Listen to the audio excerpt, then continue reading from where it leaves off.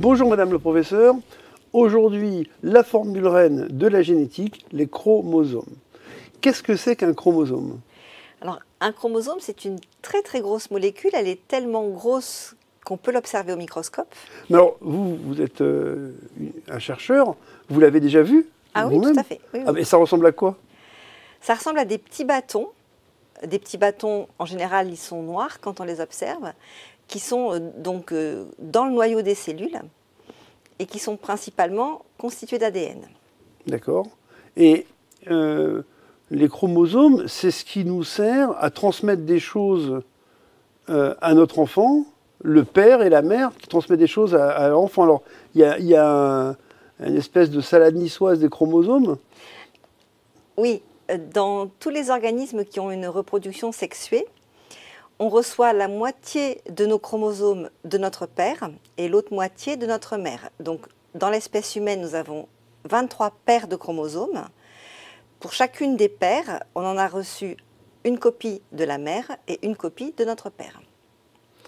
Donc, on va avoir 23 paires qui sont composées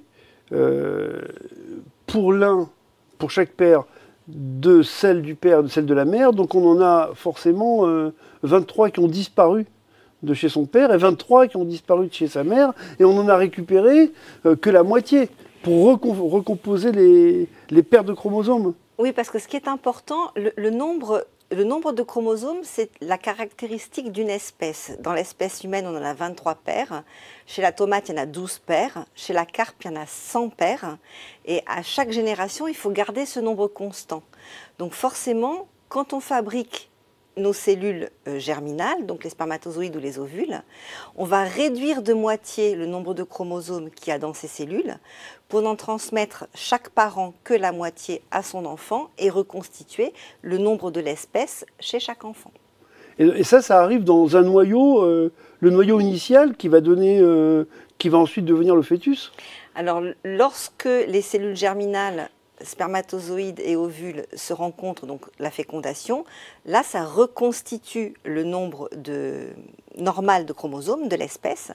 Et c'est au cours de la fabrication de ces cellules germinales, donc au cours de la fabrication des spermatozoïdes et au cours de la fabrication des ovules, qu'il y a cette réduction du nombre de chromosomes dans un processus qu'on expliquera dans une autre capsule et qui s'appelle la méiose.